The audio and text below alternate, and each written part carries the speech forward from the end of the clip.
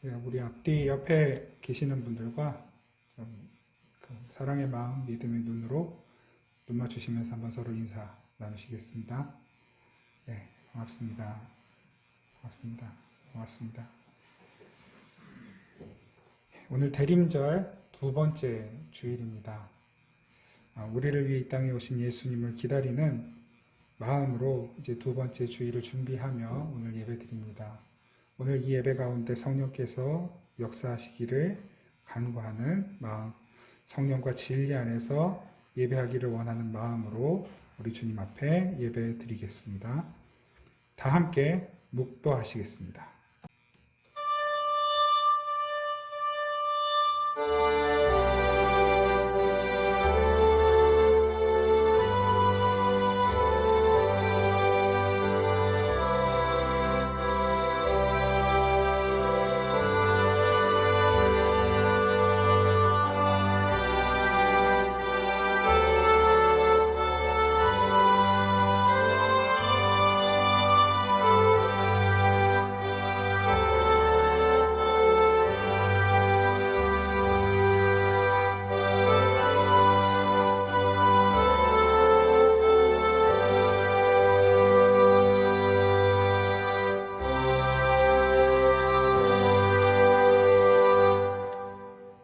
오라 우리가 굽혀 경배하며 우리를 지으신 여호와 앞에 무릎을 꿇자. 그는 우리의 하나님이시요 우리는 그가 기르시는 백성이며 그의 손이 돌보시는 양이기 때문이라. 너희가 오늘 그의 음성을 듣거든 너희 마음을 완악하게 하지 말지어다. 아멘. 살아계신 우리 아버지 하나님, 우리를 사랑하시되 끝까지 사랑하시는 참 좋으신 하나님, 이 시간 연약하고 부족하고 또 고단한 저희의 삶을 주님 앞에 끌고 나아갑니다. 주님이 우리를 부르신 것은 그 연약한 삶 가운데 부어주실 은혜가 있음을 믿음으로 하나님 우리를 부르셨사오니 우리가 그 주님의 부르심에 응답하며 예배하는 이 시간, 저희들의 온 삶을 기쁘게 받아주시고 하나님 크신 능력과 은혜와 치유와 회복의 권세로 덮어 주시옵소서. 감사드리고 우리를 사랑하시는 예수 그리스도 이름으로 기원하옵나이다. 아멘. 찬송가 104장 함께 찬양드리겠습니다. 찬송가 104장입니다.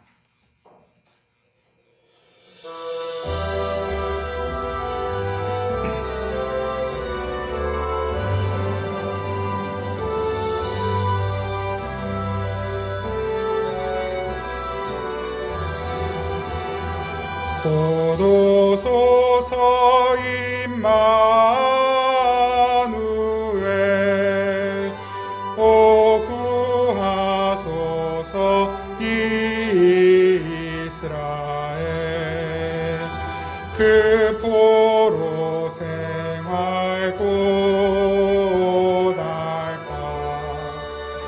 메시아 기다리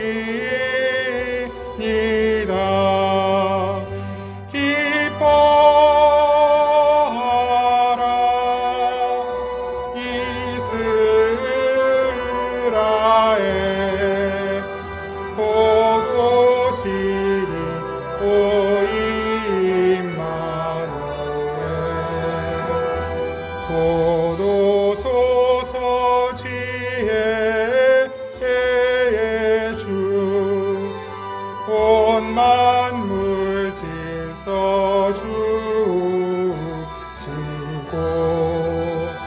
참 진리의 길 보이사 갈 길을 인도하소서.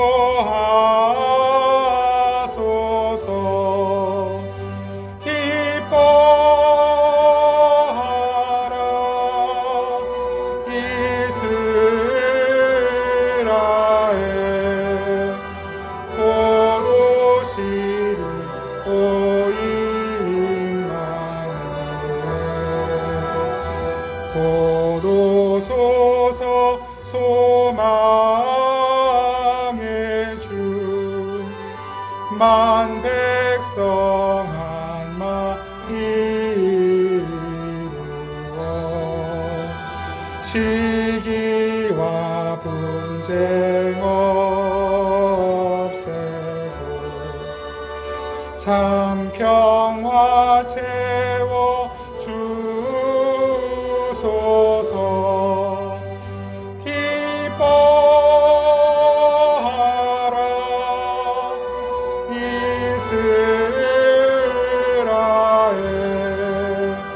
곧 오시는 또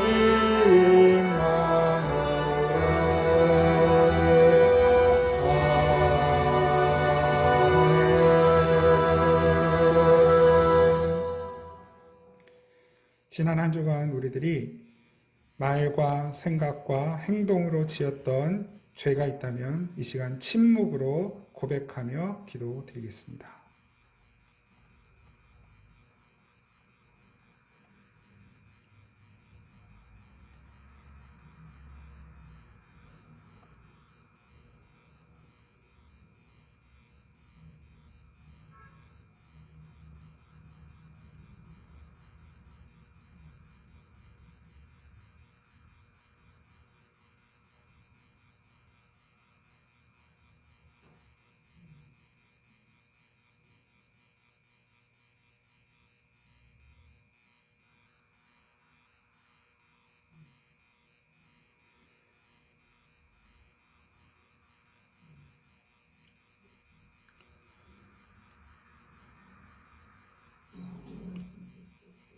중심의 진실함으로 회개하는 이들에게 하나님께서 말씀으로 위로해 주십니다.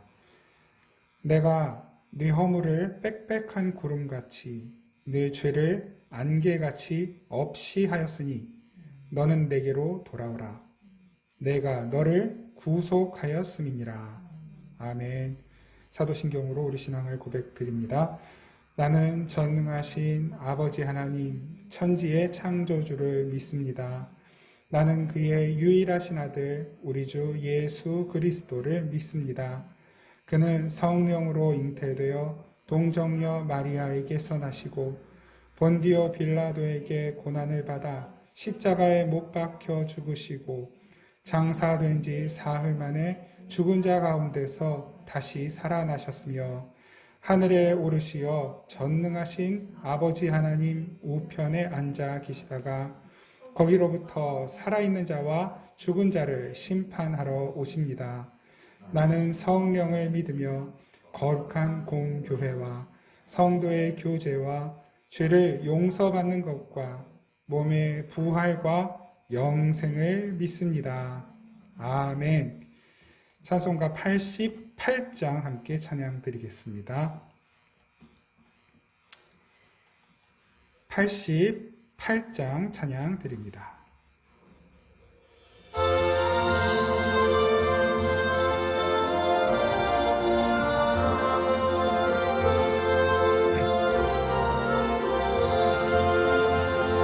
내 진정 사모하는 친구가 되시는 구주 예수님은 아름다워라.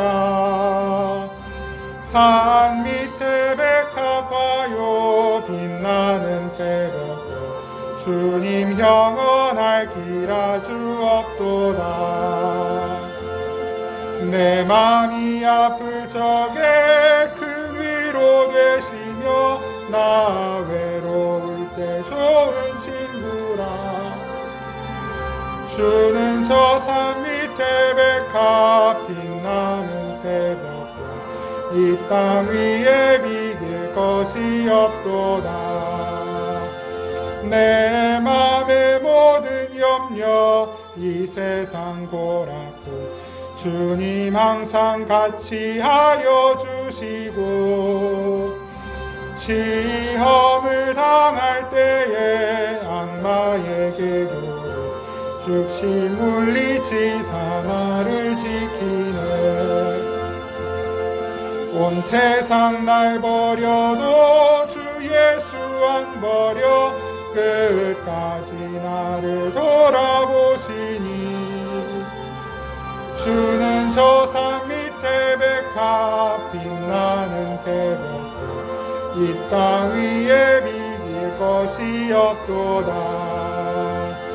내 마음을 다하여서 주님을 따르며 사랑하리니 물불이 두렵지 않고 장검도 겁없는 주는 높은 산성 내 방패시라. 내 영혼 먹이시는 그 은혜 누리고 나 친히 주를 뵙기 원하네. 주는 저 산 밑에 백화 빛나는 새벽도 이 땅 위에 비길 것이 없도다. 아멘. 아멘. 기도드리겠습니다. 우리 아버지 사랑의 하나님, 하나님이 우리의 아버지이셔서 정말 감사합니다. 완전한 능력, 완전한 지식과 지혜와 또 과거, 현재, 미래를 아울러 우리의 온 삶을, 우리의 전 과정을 이끄시는 전능하신 하나님 아버지, 정말 고맙습니다. 우리 눈에는 부족한 것만 보이고 실수만 보이고 아쉬운 것만 보이고 내게 없는 것만 보이지만 하나님은 우리에게 완전한 하나님이시라 우리의 모든 것을 최선의 때에 최고의 것으로 채워주신 아버지 하나님이심을 믿습니다. 앞으로 우리의 삶 또한 그렇게 채워가시고 이끌어 가실 줄을 믿고 감사드립니다. 주님은 날마다 이처럼 우리에게 크신 은혜를 베푸시나 저희들은 부족하고 연약하고 어리석어서 불평하고 원망하기가 한이 없습니다. 하나님 베풀어 주신 은혜도 원망거리로 불평거리로 바꾸어 살아가는 저희들 긍휼을 베풀어 주시옵소서. 주님의 마음을 헤아리고 주님의 뜻을 깨닫고 그 뜻에 순종하는 삶이 되도록 은총을 베풀어 주시옵소서. 주님의 그 뜻을 따라 살아갈 때 한량없이 베풀어 주시는 그 하나님의 은혜를 충만히 받아 누리도록 주여 저희의 믿음을 굳게 하여 주시옵소서. 깨어진 질그릇 같은 저희들 주님께 내어드리오니 하나님, 이 깨어진 질그릇이라도 보배를 담은 아버지 귀한 그릇으로 사용하시는 주님이신 줄 믿사오니 주님, 저희들을 하나님의 은혜와 능력과 사랑과 생명을 흘려보내는 귀한 복의 통로로 사용하여 주시옵소서. 더욱 겸손한 마음, 겸손한 삶으로 주님께 나아갈 때 아버지 하나님께서 저희들을 통해 하나님의 크신 능력을 나타내 주옵소서. 그래서 하나님, 저희들이 살아가는 모든 삶의 자리가 어디에서 무엇을 하든지 하나님의 능력으로, 은혜로, 하나님의 사랑으로 충만하게 하여 주시고 하나님이 일하시는 것을 목격하고 경험하는 현장이 되게 하여 주시옵소서. 우리 자녀들에게 지혜를 주시옵소서. 아버지, 믿음을 날마다 가르치시고 더하여 주옵소서. 앞으로의 삶을 책임지실 주님을 신뢰하고 의지하는 법을 일찍이 배워서 그 믿음으로 이 세상 살아갈 수 있도록 은혜 베풀어 주시옵소서. 우리 부모 세대에게 그 자녀들을 믿음으로 가르칠 만한 믿음과 담대함과 지혜를 부어주시고 우리 부모 세대가 우리 자녀 세대를 위하여 다음 세대를 위하여 간구하며 기도하는 모든 것이 하나님의 선하신 뜻에 합당한 것이 되게 하시고 그 뜻대로 구하는 모든 것마다 하나님 응답하여 주시옵소서. 아버지, 무엇보다도 이 나라와 민족 또 온 세계가 어디로 갈지 모르는 향방 없는 코로나로 인해 고통받고 신음하고 있습니다.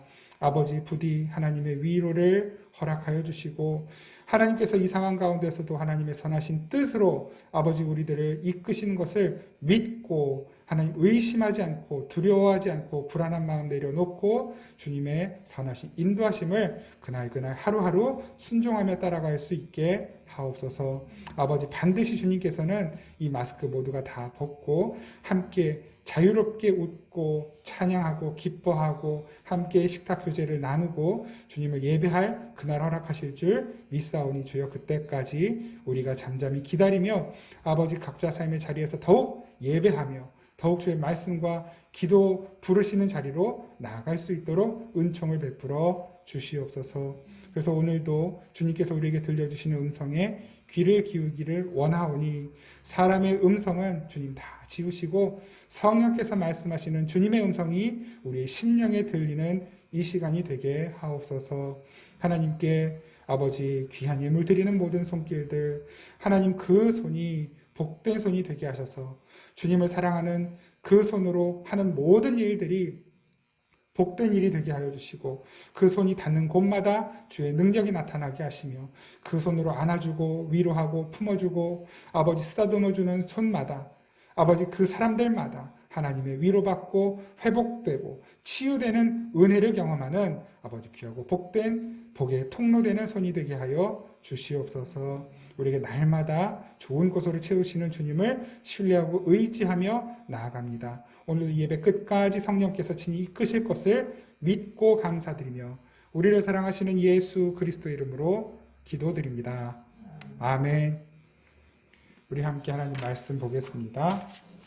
마태복음 6장 22절부터 25절까지 말씀입니다. 마태복음 6장 22절부터 25절까지 말씀.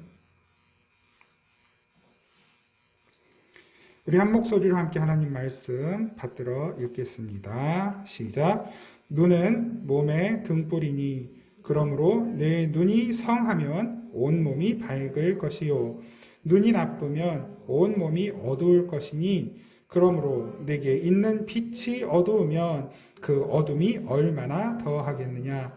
한 사람이 두 주인을 섬기지 못할 것이니 혹 이를 미워하고 저를 사랑하거나 혹 이를 중히 여기고 저를 경히 여김이라. 너희가 하나님과 재물을 겸하여 섬기지 못하느니라. 그러므로 내가 너희에게 이르노니 목숨을 위하여 무엇을 먹을까 무엇을 마실까 몸을 위하여 무엇을 입을까 염려하지 말라. 목숨이 음식보다 중하지 아니하며 몸이 의복보다 중하지 아니하냐. 아멘. 오늘 하나님께서 주신 이 본문 말씀으로 내 눈을 뜨게 하소서라는 제목의 말씀을 나누도록 하겠습니다. 오늘 이 본문 말씀은 사실 비유적인 말씀처럼 보이죠. 눈과 등불이라는 것을 이용해서 뭔가를 말씀하시고 있는 것 같아요. 그런데 오늘 이 말씀은 사실 계시적인 말씀입니다. 눈, 등불이 무엇인지를 계시적으로 예수님께서 말씀하시는 내용이거든요. 그래서 오늘 이 눈과 등불이 무엇인지를 명확하게 이해하는 것이 이 본문을 올바르게 해석하는 키가 되겠습니다. 키포인트입니다. 이 눈을 먼저 좀 예를 들어서 말씀드리면 여기에서 눈은 관점이라고 생각하시면 틀림없습니다. 관점. 무엇을 보는 시각, 또 무엇을 보고 판단하고 해석하는 능력이죠. 눈이 밝은 것, 무엇을 보고 판단하는 해석하는 능력이 좋으면, 탁월하면, 밝으면 온 몸이 밝아진다. 이 말씀을 좀 직역한 것을 제가 좀 적어봤는데요. 그러니까 이 헬라어 원문을 직역을 하면 이런 말이에요. 같은 의미인데 몸의 등불은 눈이다. 몸의 등불은 눈이다. 눈이 온전하면 몸을 밝혀서 온전한 몸이 된다라는 의미예요. 그러니까 온 몸의 등불이 눈인데 이 눈이 밝아야, 그러니까 우리의 삶, 몸이라는 것은 육신이기도 하지만 우리 인생이고 우리 삶이거든요. 이 삶이 밝아지기 위해서는 눈이 밝아야 돼요. 그 눈은 무엇이냐면 나를 바라보는, 나를 해석하는 관점, 또 나에게 일어나는 일, 나를 둘러싸고 있는 상황, 환경, 사건들, 그리고 이 세상을 바라보는 관점, 그 관점을 어디에 둘 것이냐, 어떻게 가지고 있을 것이냐에 따라서 우리의 몸이 온전한 몸이 되느냐, 온전한 인생이 되느냐, 그렇지 않은 23절 말씀처럼 눈이 나쁘면 온몸이 어두울 것이니 그러므로 내게 있는 빛이 어두우면 그 어둠이 얼마나 더하겠느냐. 그 관점이 잘못되어 있으면 그 인생이 어두울 수밖에 없다라는 걸 말씀하고 계셔요. 왜 이것이 계시적인 말씀이라고 제가 말씀을 드렸냐면, 먼저 이 계시록 말씀을 좀 같이 한번 찾아보면 좋겠습니다. 계시록 5장 6절 말씀을 좀 같이 보면서 예수님께서 이 눈, 등불을 어디에서 가져오셨는가? 물론 이제 계시록은 예수님 때보다 훨씬 이제 뒤에 쓰여진 성경이지만 어떤 의미로 이 눈과 등불이라는 것을 지금 사용하고 계시는가를 이해하기 위해 좀 우리가 말씀을 찾아보는 겁니다. 계시록 5장 6절 찾으셨으면 우리 같이 한번 읽겠습니다. 계시록 5장 6절 말씀입니다. 시작. 내가 또 보니 보좌와 내 생물과 장로들 사이에 한 어린 양이 서 있는데 일찍이 죽임을 당한 것 같더라. 그에게 7 뿔과 7 눈이 있으니 이 눈들은 온 땅에 보내심을 받은 하나님의 7 영이더라. 아멘. 이해가 되십니까? 이 말씀이? 이제 사도 요한이 하나님의 계시를 받아서 뭔가 환상을 봤어요. 근데 그 환상이 뭐냐면 양이에요. 어린 양. 근데 그 어린 양이 그냥 어린 양이 아니라 이상한 수사가 붙어 있죠. 일찍 죽은 것 같은 어린 양. 그럼 죽은 거예요? 산 거예요? 그런 언급이 없어요. 그냥 일찍 죽은 것처럼 보이는 어린 양이에요. 그런데 그 어린 양에게 해괴한 모습을 하고 있는 거예요. 그 어린 양이 7 뿔을 달고 있고 눈이 7개가 붙어 있대요.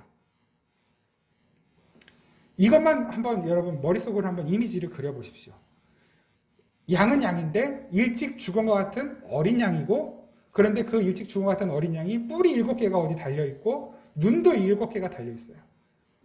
그걸 그냥 그 껍데기로만 보면 괴물이죠. 몬스터예요, 몬스터. 우리 아이들 요즘 몬스터 뭐 이런 거 괴물 좋아하는데 딱 그거예요. 어디 무슨 게임 캐릭터나 판타지 영화 같은데 등장하는 해괴한 그림이에요. 이걸 그냥 문자 그대로 받아들이면 계시록은 공포 그 자체예요. 이것뿐만 아니라 더 무서운 이야기들이 많거든요. 그래서 저는 어릴 때 계시록을 못 봤어요. 계시록에 나와 있는 표현들이 너무 어린 저에게 받아들이기 힘들어서. 제가 그래도 한 5학년, 6학년 때까지 신약 성경을 여러 번 봤거든요. 근데 계시록은 너무 못 보겠는 거예요. 무서워. 꿈에 나타날까 무서워가지고. 나중에 알게 됐죠. 한 중학교 때까지 계시록을 잘 못 봤던 것 같아요. 나중에 알게 됐죠. 이것은 어떤 이미지가 중요한 것이 아니라 그 이미지, 그림, 문자 속에 있는 하나님의 계획과 뜻이 무엇인지를 아는 것이 핵심이구나를 알고 나서 계시록을 두려워하지 않게 된 것이죠. 계시가 앞으로 일어날 일에 대해 이걸 가지고 어떤 지구 종말을 이야기하거나 지구 종말의 어떤 형태, 방법, 모습을 이야기하거나 하는 것은 굉장히 잘못된 것입니다. 이 계시록 말씀을 통해 여러분 계시록이니까 계시록인 줄 알죠. 창세기는 계시록이 아닌가요? 출애굽기는 계시의 말씀이 아닙니까? 모두가 다 하나님의 계시예요. 계시인가 뭔데요? 감추어져 있는 걸 열어서 보여주는 겁니다. 감추어져 있는 걸 열어서 보여주실 때 그 열어서 보여주시는 걸 그걸 봐야 그것이 진리가 돼요. 그걸 보는 눈이 밝은 눈입니다. 그걸 비춰주는 등불이 있는 거예요. 그런데 그것을 그냥 보여준 표면적인 것 그대로, 창세기, 출애굽기, 레위기 표면적인 것 그대로 보면 그걸 뭐라고 합니까? 그걸 율법이라고 하죠. 율법. 할 것이냐 말 것이냐 지켜야 되는 율법. 율법으로는 구원을 받지 못한다는 것을 우리가 알고 있어요. 그러니까 그 율법이라는 문자와 그 틀 안에 하나님께서 담아놓으신 하나님의 마음, 하나님의 성품, 하나님의 계획, 사랑, 구원을 보는 것이 핵심인 거예요. 계시록도 마찬가지예요. 모든 성경은 하나님의 계시로 봐야지 글자, 문자로 보면 큰일 나는 거예요. 그걸 어두움이라고 하는 것입니다. 성경은 다 아래의 그 소재를 가지고 썼어요. 성전, 아래의 소재죠. 우리는 건물로 성전을 이해를 하기가 쉬우니까. 혼인, 그 아래의 이 세상의 소재잖아요. 또 오병이어 사건, 이건 뭐예요? 다 떡, 물고기, 그냥 아래의 소재예요. 반석, 아래의 소재죠. 좀 추상적인 개념들은 어떤가요? 살인, 거짓말, 간음, 다 이것도 그냥 이 세상에서 일어나는 일들이에요. 아래 것의 소재예요. 근데 그것을 그냥 그 소재들에 나타난 표면적인 것만 가지고 해석을 하면 성경은 굉장히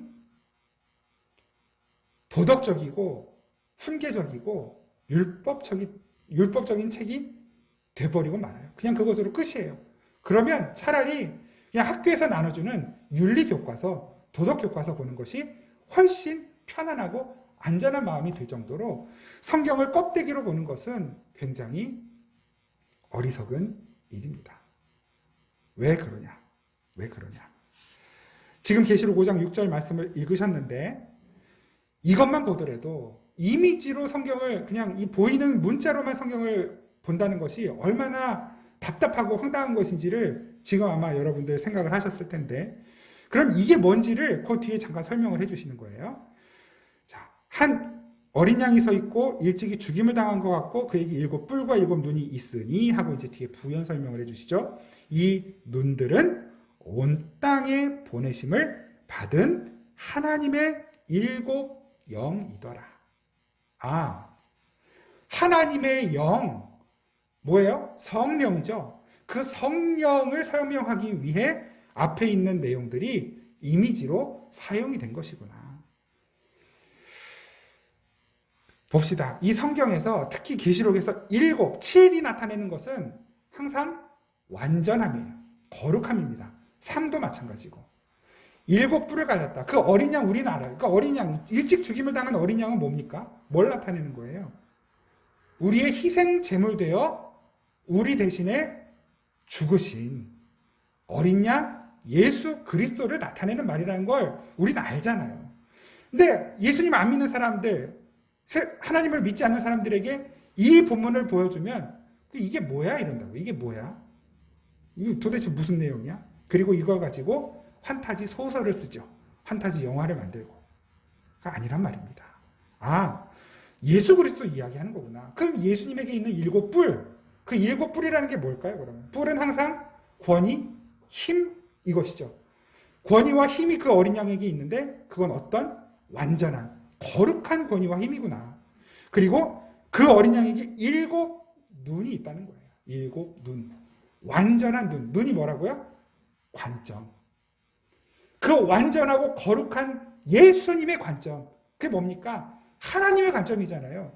성경의 관점, 하나님 나라의 관점이잖아요. 그 어린 양에게는 그 눈이 있는 거예요. 저는 이 본문을 보면서 그 생각을 해보게 되는 것입니다. 예수님께서 십자가에 달리실 때, 그리고 십자가 달리시기 전 겟세마네 동산에서 하나님 앞에 간절히 기도하실 때 뭘 보셨을까? 주님 뭘 보셨을까? 도대체 뭘 보셨길래 그 하나님의 가혹한 부르심 앞에 이것이 아버지의 뜻이면 제가 따르겠습니다라고 그 아버지의 뜻을 받아들이셨을까? 십자가에서 예수님은 뭘 보셨을까? 주님이 뭘 보셨을까요? 이걸 조금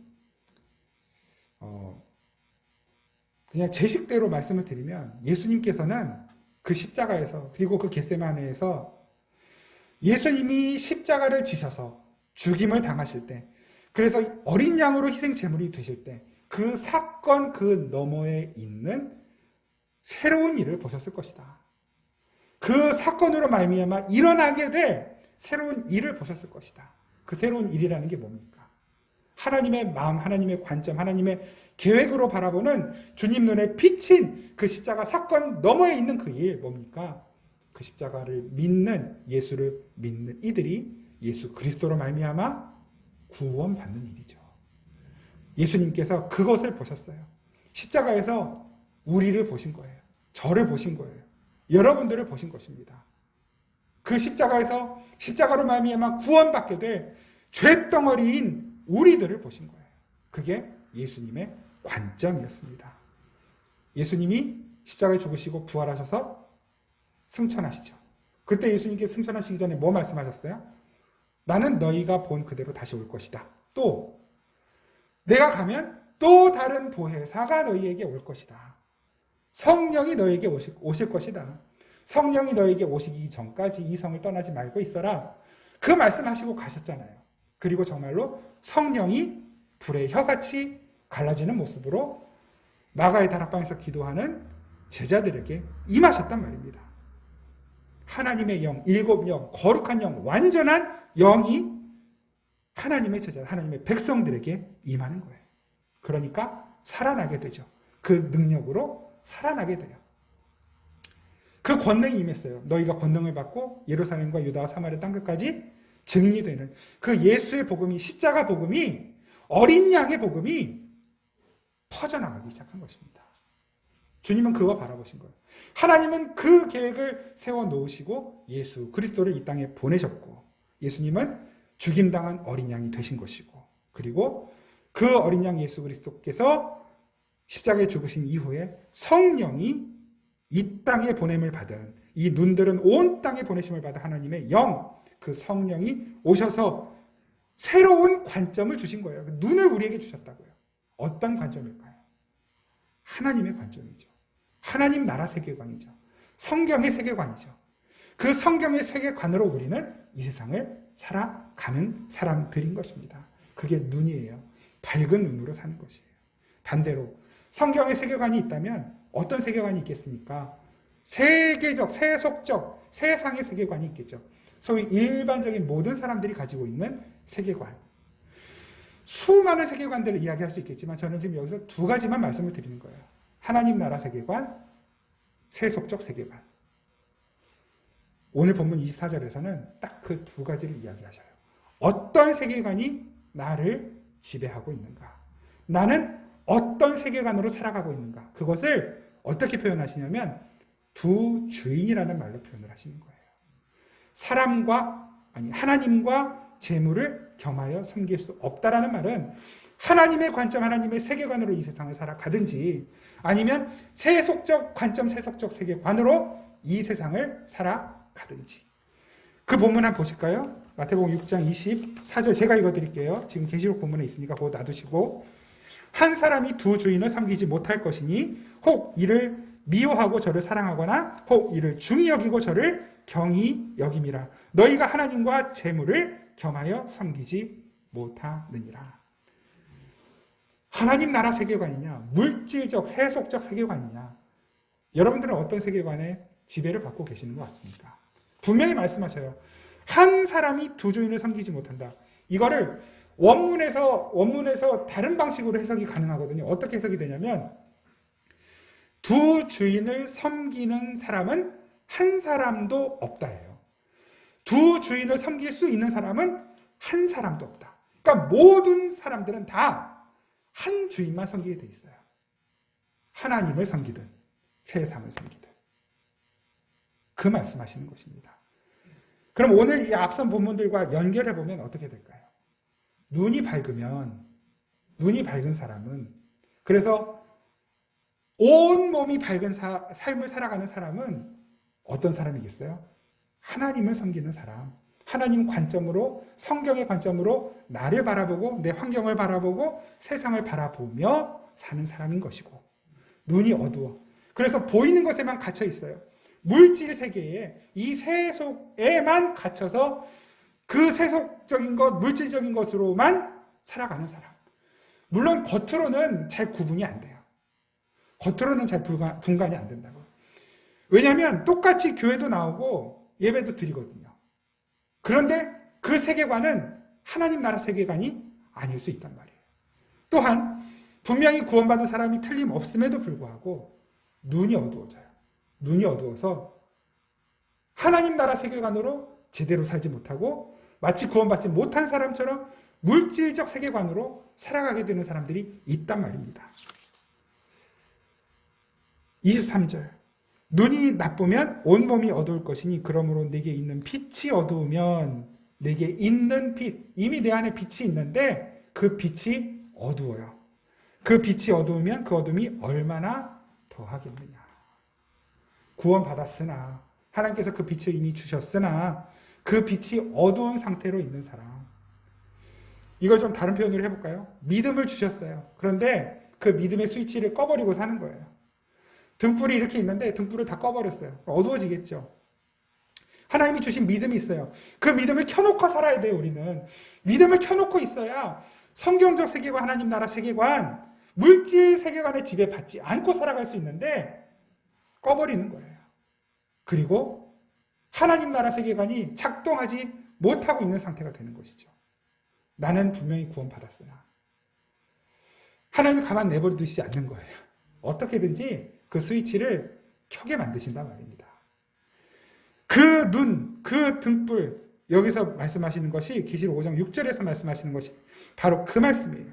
조금 더 보겠습니다. 요한복음 6장 63절 말씀 제가 읽어드릴게요. 요한복음 6장 63절 살리는 것은 영이니 육은 무익하니라.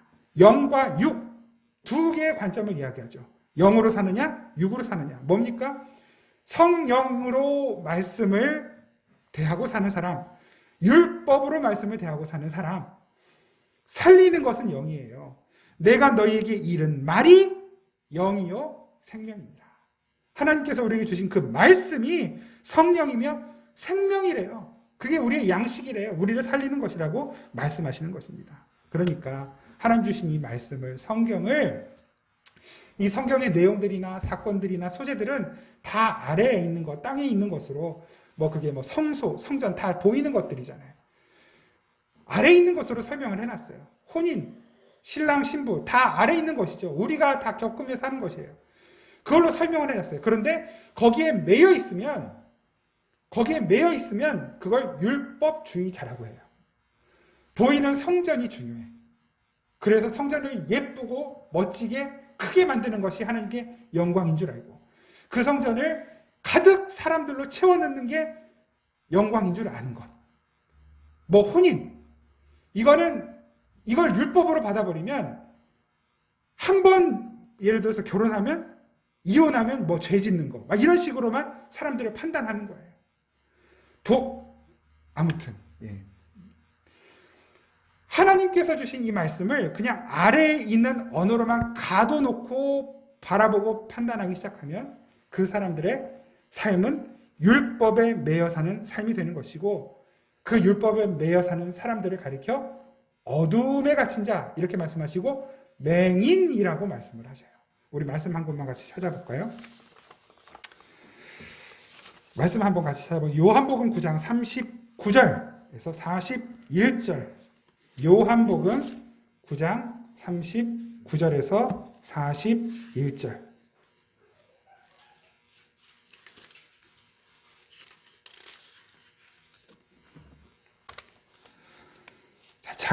자기가 맹인이 아니다라고 주장하는 이들에 대하여 예수님께서 뭔가를 말씀하신 내용이에요. 요한복음 9장 39에서 41절 같이 한번 읽겠습니다. 시작.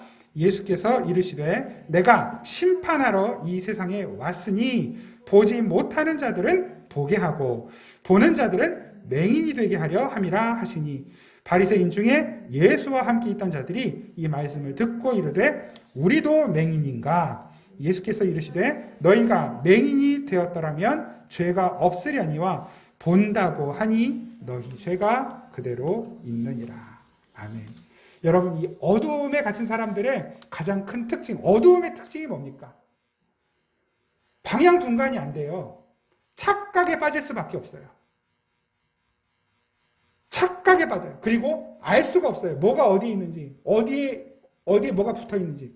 그러니까 이 어둠이라고 하는 것의 큰 특징 두 가지는 착각과 무지예요. 이 바리새인들은 율법주의라고 하는 어둠에 갇혀서 무슨 착각? 내가 보고 있다. 내가 하나님을 안다. 하나님의 뜻이 이것이다라고 착각하고 있는 거예요. 하나님에 대해 모르고 있는데 하나님을 안다라고 착각해요. 나 자신의 인생과 구원이 무엇인지를 모르고 있는데 알고 있다라고 착각해요. 그들에게 있어서 최고의 가치는 뭡니까? 도덕이에요. 율법을 지키는 거예요. 그런데 진짜 가치는 뭐예요? 진짜 보배는 하나님 나라거든요. 예수님께서는 그 어두움의 세상 가운데 빛으로 오신 것입니다. 만약에 이 어두움이 해결이 안 되면 그 착각과 무지에서 빠져나오지 못하면 심판이라고 말씀하시는 거예요. 내가 심판하러 왔다라고 말씀하시죠. 저도 여러분들도 다 그 무지함 속에, 착각 속에 살아가고 있었습니다. 그냥 겉으로 보이는 것을 전부라고 생각하고 거기에 가치를 두고 살아가고 있단 말입니다. 때때로 하나님께서 정말 은혜를 주셔서 그 은혜 가운데서 그 영혼을 사모하는 마음이 이 세상을 사랑하는 마음을 누를 때가 있지만, 그런데 우리가 잠깐만 믿음의 스위치를 잠깐만 놓치면 그 스위치가 그냥 대번 내려가서 두꺼비 집 내려가듯이 전원 차단되듯이 우리는 그 즉시로 착각에 빠져버려요. 나에게 돈이 없어서 불행한 줄로, 내가 원하는 일대로 안 돼서 내가 괴로운 줄로 착각한단 말입니다. 그게 나에게 소중한 가치라고 착각하는 거예요. 눈, 하늘에서 눈 내리는 눈, 군대 갔다 오시면 알겠지만 하늘에서 내리는 눈을 군인들은 뭐라고 하냐면 하늘에서 쓰레기가 내린다 그래요. 눈 치우는 것만큼 괴로운 게 없거든요. 그런데 스키장에 있는 분들은 눈이 내리면 뭘 하는지 아세요? 하늘에서 돈 내린다 그래요. 같은 눈이 내리는데 내가 어떤 일을 하고 있느냐, 어떤 사람이냐에 따라서 그 눈을 바라보는 시선과 가치가 달라져요. 장미꽃 한 송이로 좀 비유를 해볼까요? 장미꽃을 재배해서 파는 업자가 있어요. 이분들에게 물론 꽃을 사랑해서 뭐 장미꽃을 재배할 수도 있겠지만 이분들에게는 꽃 한 송이 한 송이가 돈이죠. 예를 들어서 내가 이 한 송이를 키우는데 한 500원 정도가 들었으면 여기 이제 여러 가지 마진을 붙여서 나는 3,000원에 팔아야 돼요. 장미꽃은 그냥 물건인 거예요. 재화. 내가 이렇게 거래하는 재화. 그런데 이 꽃을 3,000원 주고 사는 어떤 사람이 있어요. 이 사람은 내가 정말 사랑하는 사람에게 내 마음과 내 사랑, 나의 삶을 담아서 고백하려고 해요. 그런데 그걸 장미꽃 한 송이에 담아서 고백하고 싶은 거예요. 그 사람에게는 그 장미꽃 한 송이는 3,000원이 아니죠. 나예요, 나. 나를 주고 있는 거라고요. 반대로 그걸 받는 사람이 있어요. 근데 너무 슬프게도 이 장미꽃을 받아야 되는 사람은 상대방에 대한 마음이 없어요. 좋아하지 않는단 말이에요. 상대방이 뭘 줘도 좋아하지 않아요.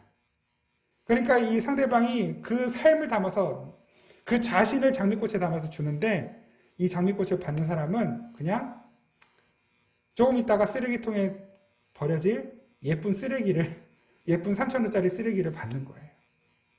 내가 어떤 상황, 어떤 환경, 어떤 자리에 있느냐에 따라서 같은 장미꽃이지만 그 장미꽃의 가치가 완전 달라져요. 그러면 제일 좋은 건 어떤 거겠어요? 장미꽃을 받는 사람도 장미꽃을 주는 사람을 사랑하는 거예요. 저 사람이 나에게 왜 저 꽃을 주는지를 이해하는 거죠. 아, 저 꽃은 3,000원짜리 장미가 아니라 저 사람의 사랑이고 마음이고 저 사람의 고백이고 저 사람의 인생이라고 받아들이게 되는 거예요. 하나님이 우리에게 말씀을 주실 때 왜 주셨을까요? 어떤 것으로 주셨을까요? 율법으로 주신 것이 아니라 사랑으로 주신 것입니다. 그 하나님의 사랑을 말씀을 통해 깨닫고 아는 것이 눈이에요. 말씀을 한 곳 또 찾아보겠습니다. 계시록 4장 5절 6절. 계시록 4장 5절 6절. 찾아보시죠. 계시록 4장 5절 6절. 찾으셨으면 같이 한번 읽겠습니다. 계시록 4장 5절 6절 시작. 보좌로부터 번개와 음성과 우레소리가 나고 보좌 앞에 켠 등불 7이 있으니 이는 하나님의 7영이라. 보좌 앞에 수정과 같은 유리바다가 있고 보좌 가운데와 보좌 주위에 네 생물이 있는데 앞뒤에 눈들이 가득하더라. 보좌로부터 번개와 음성과 우레소리가 나요. 그런데 그 보좌 앞에, 그건 뭡니까? 하나님이 거하신 하나님의 보좌잖아요. 성소, 지성소란 말이에요. 거기에 등불 7이 있대요. 그런데 그 등불 7이 뭐냐면 성령인 거예요. 하나님의 7명. 아까 계시록 5장에서도 봤죠. 그 어린 양에게 있던 7눈이 그 7영이고 그 7영이 또 등불이래요. 여기서는 등불 7. 하나님의 보좌에 있는 등불, 어떤 거 생각나세요? 구약 말씀에서 7 촛대 생각나지 않으세요? 그 7 촛대는 성소를 밝히는 유일한 불빛이었어요. 그 성소 안에 7 촛대가 있단 말이에요. 그걸 그냥 껍데기로 받아버리면 그 촛대가 중요해. 7 촛대는 무조건 7개여야 해요. 7가지가 있어야 돼. 한 개 없으면 큰일 나는 거예요. 그런데 그걸 의미로 알면, 이게 어떤 메시지인지를 알면 그건 나에게 복음이 되고 생명이 되는 것이죠. 성소가 무엇인지, 인생이 무엇인지, 성전이 무엇인지, 하나님 나라가 무엇인지를 정확하게 하나님께서 가르쳐 주시려고 성소라는 이미지를, 그림을 우리에게 주셨고, 그 성소 안에 7 촛대를 두심으로 말미암아 진짜 그 성전의 의미를 밝히는 것이, 의미가 무엇인지를 밝히려면 반드시 그 불빛이 있어야 된다는 걸 말씀하시는 거예요. 눈이 있어야 된다고, 예수님의 영이 있어야 된다고 말씀하시는 것입니다. 그 등불, 그 등대에 밝혀진 등불. 계시록 21장 22절 23절 어디 적어만 놓으세요. 제가 읽어드릴게요. 성 안에서 내가 성전을 보지 못하였으니 이는 주 하나님 곧 전능하신 이와 및 어린 양이 그 성전이심이라. 그 성은 해나 달의 비침이 쓸데없으니, 이 세상에 있는 조명으로는 안 밝혀지는 거예요. 이는 하나님의 영광이 비치고, 하나님의 영광이 비쳐야만 그 성이 무엇인지 실체가 드러나요. 어린 양이 그 등불이 되심이라. 어린 양이 등불이래요. 아까 그 계시록 5장에서 봤던 일찍 죽임 당하신 그 어린 양, 그 7 눈을 가지신, 7 뿔을 가지신 그 어린 양, 그 눈이 곧 하나님의 7 영이었던 그 어린 양, 바로 그 어린 양이 등불이라는 거예요. 이렇게 어렵게 보지 않아도 우리가 잘 알고 있는 말씀이 있죠. 주의 말씀은 내 발의 등불이요 내 길에 빛이십니다.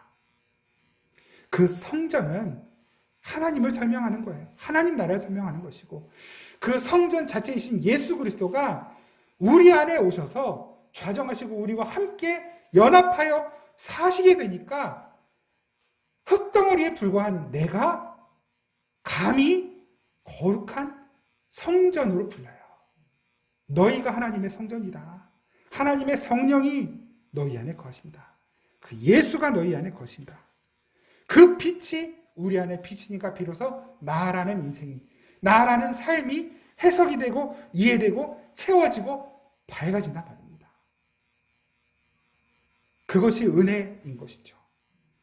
아, 내 인생은 그냥 아무것도 아닌 줄 알았는데 하나님께서, 성령께서 내 안에 자정하시고 내 인생을 하나님의 관점으로 비춰주시니까, 하나님의 눈으로 비춰주시니까, 야, 이런 내가 버림받지 않고 용서받았네. 하나님이 왜 이런 나를 아직까지 포기하지 않고 계시지? 왜 나는 이 모양으로 사는데 왜 아직도 하나님은 나를 안 놓고 계시지? 왜 나를 이렇게, 지금 내 이 모양 이 꼴인 나를 왜 이렇게 지금도 사랑하시지? 그게 받아들여져요. 아, 그만큼 내가 하나님께 귀한 인생이고 귀한 삶이구나. 이런 인생, 이런 삶 가운데 하나님께서 허락하신 일들이라면 분명히 뜻이 있는 거구나. 내가 그 하나님께서 나에게 행하신 그 일들을 통해 내가 깨닫지 못하고 있는 게 뭘까? 내가 아직까지 보지 못하고 있는 게 뭘까? 내 관점이 잘못된 것은 아닐까? 내가 하나님 말씀 앞에 더 가까이 나가지 못하기 때문 아닐까? 내가 더 기도하지 않았기 때문 아닐까? 내가 여전히 보이는 세계, 세속적 가치관, 물질의 가치관에 매여있기 때문에 그런 것은 아닐까? 그런 생각은 누구만 할 수 있겠습니까? 그 빛이 비춰주시는 인생들, 그 사람들만 그 깨달음을 갖게 되는 것입니다. 그렇게 나의 삶을, 세상을, 교회를, 하나님 나라를, 역사를 그 빛의 관점, 하나님의 관점으로 볼 수 있게 된 자들을 가리켜 우리가 앞서 말씀에서 계속 나눴던 것처럼 그들이 하늘이 되는 것이고, 하나님께서 거하시는 성전이 되는 것이고, 거룩한 백성이 되는 것이고, 그리고 더불어서 놀라운 말씀을 하셔요. 계시록 요 말씀 같이 한번 찾아보시죠. 계시록 22장 5절 말씀. 계시록 22장 5절 말씀.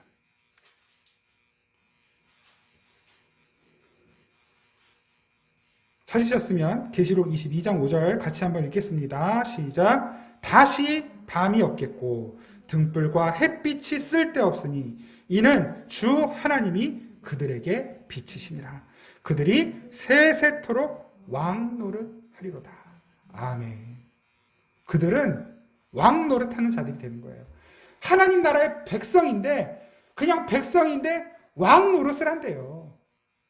왕은 어떤 사람입니까? 섬기는 사람이 섬김을 받는 사람이에요. 왕은 섬김을 받는 사람이잖아요. 일반적으로. 그런데 백성인데 우리가 왕을 섬겨야 되는데 우리가 섬김을 받는다고 말씀하시는 거예요. 오늘 이 말씀과 마태복음 25장 6장 24절 말씀을 연결해 볼까요? 두 주인 섬기지 못한다. 하나님이 주인이냐? 세상이 주인이냐? 하나님을 주인으로 섬기는 자.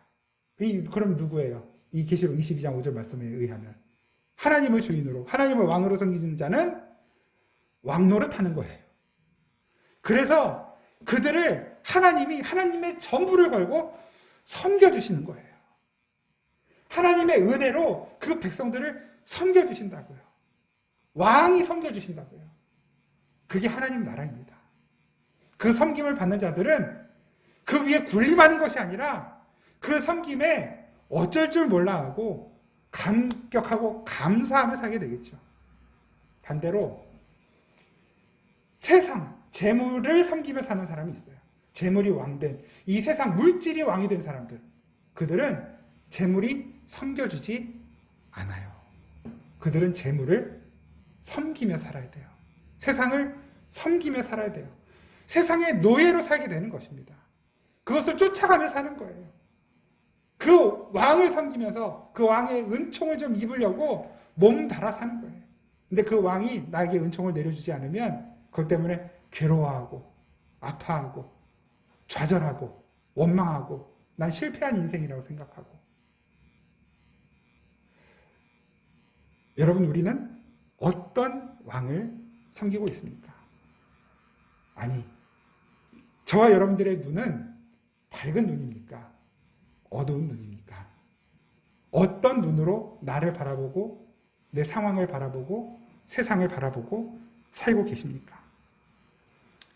오늘 본문 마태복음 6장 23절 말씀처럼 눈이 나쁘면 하나님의 은혜를 알아볼 수 없게 돼요. 눈이 나쁘면 나는 지금 굉장히 위험하고 불행한 상황인데도 그걸 안전하고 행복하다고 착각을 하게 되고, 지금 나는 하나님의 은혜로 말미암아 굉장히 평안하고 안전한 상황인데도 불구하고 눈이 어두우면 난 지금 불안하고 위험하다고 착각을 한단 말입니다. 여러분들의 마음은, 여러분들의 생각은, 여러분들의 삶은 밝은 가운데 있습니까? 어두운 가운데 있습니까? 어제 여기서 그 말씀을 계속 설교 준비하면서 이제 하나님이 저한테도 물으시겠죠. 너는 밝으냐 어두우냐? 너는 밝은 가운데 있느냐 어두운 가운데 있느냐? 너의 관점은 하나님의 관점이냐 아니면 물질의 관점이냐? 제가 대답을 했어요. 뭐라고 대답했을까요? 잘 모르겠습니다 했어요, 저는. 그게 솔직한 제 마음이었어요. 제가 하나님의 관점으로 바라보고 있는 건지 그냥 물질 세상의 관점으로 바라보고 있는 건지 저도 잘 모르겠습니다. 자신이 없더라고요. 거기에서 나온 게 오늘 설교 제목이에요. 눈을 뜨게 하소서. 주님이 나 눈 뜨게 해주지 않으시면 전 늘 착각하며 살 것 같아요. 굉장히 행복하고 평안한 상황인데 난 불행하고 위험하고 아프다고 착각하며 살 것 같아요. 난 굉장히 위험하고 위태로운 상황인데 나는 안전하고 괜찮다고 착각하며 살 것 같아요. 주님, 제 눈을 뜨게 해주세요. 주님이 우리의 눈을 뜨게 해주시지 않으면 진리로 봐야 할 것을 껍데기로만 보고 끝나버립니다. 껍데기로만 세상을 바라보고 말씀을 바라보고 나를 바라보고 환경을 바라보기 시작하면 끊임없이 원망과 불평의 자리에서 벗어나지 못하게 되는 것입니다. 하나님이 날마다 새로운 은혜를 우리에게, 왜? 하나님은 우리를 섬겨주시는 분이시기 때문에 우리에게 그 은혜로 날마다 섬겨주시는데 우리는 그 은혜를 깨닫지 못하고 감사를 잃어버린 채로 살게 되는 것입니다. 여러분, 우리의 마음에, 내 마음 안에, 내 입술에 무엇이 있는지 먼저 한번 돌아보십시오. 감사가 있는지, 원망이 있고 불평이 있고 짜증이 있는지, 그것만 보더라도 내 믿음의 스위치가 켜져 있는지 꺼져 있는지 알게 될 것입니다. 지나온 나의 삶들, 거기에는 막 수많은 후회도 있고 또 수많은 고민들이 있었고 여러 가지 일들이 있었어요. 감사한 일도 너무 많고 기적도 있었고, 그런데 그 어떤 일이라도 나를 붙들고 계시는 하나님의 손 안에서 작정되지 않은 일은 단 한 가지도 없습니다. 그냥 우연히 어쩌다가 혹은 내 실수로 되어진 일은 단 한 가지도 없습니다. 하나님은 나의 실수, 심지어 내가 저지른 죄까지도 선용하셔서 우리를 거룩하게 만드시는 도구로 사용하시는 하나님이십니다. 그 하나님의 관점으로 나를 바라보기 시작할 때 내 주변과 이 나라와 교회와 상황과 환경과 세상을 바라보기 시작할 때 그 어떤 것도 하나님의 은혜가 아닌 것이 없게 되는 것입니다. 그 은혜를 알고 살게 되면 앞으로의 삶 또한 하나님께서 가장 완전하게 최선의 것으로 나를 채워주시고 지켜주시고 이끌어 가실 것을 알게 됩니다. 그래서 안심하게 되는 것입니다. 그래서 기뻐할 수 있게 되고, 그래서 하나님을 더욱 신뢰하고 의지하며 살아가게 되는 것입니다. 믿음이 작동하는 우리의 모든 삶의 자리가 다 은혜의 자리라는 것을 알게 될 것입니다. 우리 이 시간에 혹시 내 마음에, 저도 좀 그렇지만 이게 다 어떻게 다 은혜인가? 나는 힘들었는데, 그런 생각이 들지라도 하나님의 관점, 그 밝은 눈으로 믿음의 스위치를 켜서 나 자신을 바라볼 때 모든 것이 하나님께서 지금 한치의 오차 없이 선하게 이끌고 가시는 과정이라는 것을 믿음으로 고백하면서 우리 시간 함께 찬양하겠습니다. 은혜라는 찬양입니다. 앞으로 한 3주 정도 이 찬양을 계속 할 건데요. 우리 이것이 정말 나의 고백이 되도록 우리 같이 한번 찬양하면 좋겠습니다.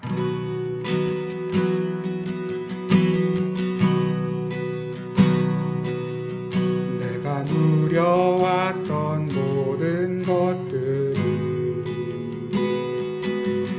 내가 지나왔던 모든 시간이, 내가 걸어왔던 모든 순간이 당연한 것 아니라 은혜였어. 아침 해가 뜨고 저녁에 노을, 봄의 꽃향기와 가을의 열매, 변하는 계절의 모든 순간이 당연한 것 아니라 은혜였어. 모든 것이 은혜, 은혜, 은혜, 한없는 은혜, 내 삶에 당연한 것 하나도 없었던 것을, 모든 것이 은혜, 은혜였소. 2절 고백합니다. 내가 이 땅에 태어나 사는 어린아이 시절과 지금까지 숨을 쉬며 살며 꿈을 꾸는 삶, 당연한 것 아니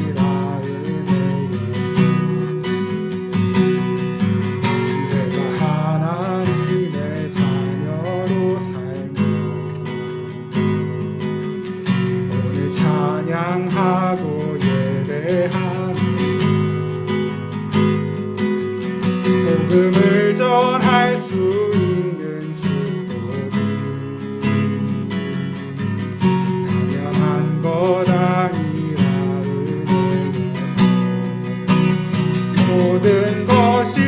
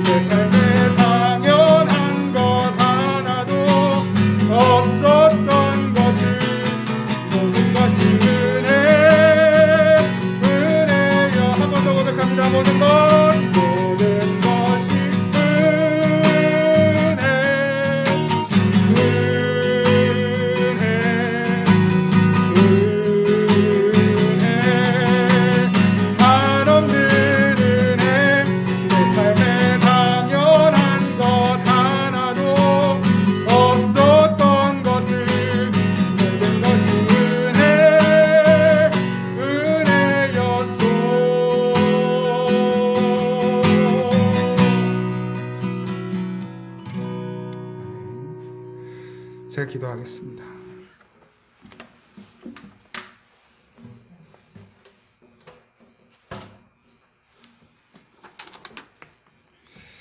하나님, 정말 모든 것이 다 은혜라면 왜 내 삶에는 이렇게 많은 원망이 있고 불평이 있었는지, 주님을 바로 보는 눈이 감겨져 있었고 나의 죄의 눈곱들이 내 눈을 가려서 내 스스로 뜰 수 없는 지경에 이르러 하나님 나를 바라보시고 나를 사랑하시고 나에게 한없이 베푸시는 그 은혜를 원망과 불평의 제목으로 바꾸어 버렸습니다. 주님, 연약한 저희들을 긍휼히 여겨주시고 다시 한번 그 맑은 물로 우리의 눈을 씻어 뜨게 하여 주옵소서. 하나님 나라를, 하나님의 뜻을, 그리고 진리를, 그 가운데 크신 은혜와 사랑으로 나를 이끄시는 주님의 그 마음을 깨닫고 헤아리도록 주여 우리의 눈을 뜨게 하여 주옵소서. 예수님의 이름으로 기도드립니다. 아멘. 우리 주 예수 그리스도의 은혜와 우리 아버지 하나님의 놀랍고 신실하신 사랑과 성령의 교통하시고 함께하시고 도우시고 채우시고 위로하시고 회복시키시며 온전케 하시고 또 깨닫게 하시는 은혜가 이 시간 다시 한번 주님, 내 눈을 내려놓고 주님의 눈, 주님의 마음으로 세상 살기를 원합니다 다짐하며 세상으로 나아가는 생명의 단비교회 모든 성도들과 이 땅의 모든 교회와 성도들 가운데 항상 함께 계시기를 간절히 축원하옵나이다. 아멘.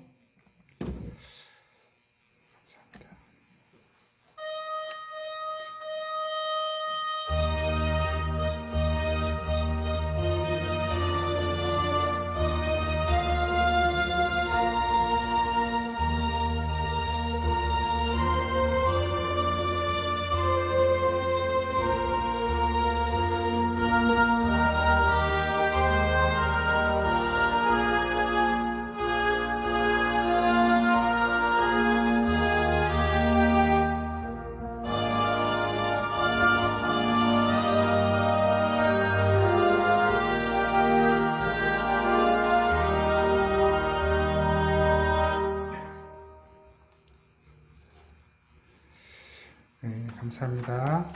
예배를 마쳤습니다. 오늘 대림절 둘째 주 예배를 이렇게 드렸고요. 성탄 예배는 12월 25일 토요일 오전 11시에 이곳에서 드리겠고요. 신년 감사 예배는 12월 31일 마지막 날 오후 저녁 11시에 이곳에서 드리도록 하겠습니다. 매주 수요일 오후 7시에 수요 기도회에 있는데 하여튼 기억하시고 못 오시는 분들은 기도해 주시고 오실 수 있는 분들은 같이 오시면 참 좋겠습니다. 교회 달력 준비되어 있으니까 필요하신 만큼 또 가져가셔서 잘 사용하실 수 있기를 바라고요. 하여튼 다 정말 모든 것이 은혜라면 이 앞으로 한 주간의 삶 또한 하나님께서 우리를 은혜롭게 지켜주실 것을 믿습니다. 아무쪼록 건강하게 또 행복하고 평안하게 잘 사시다가 우리 다음 주일날 또 뵙도록 하겠습니다. 고맙습니다.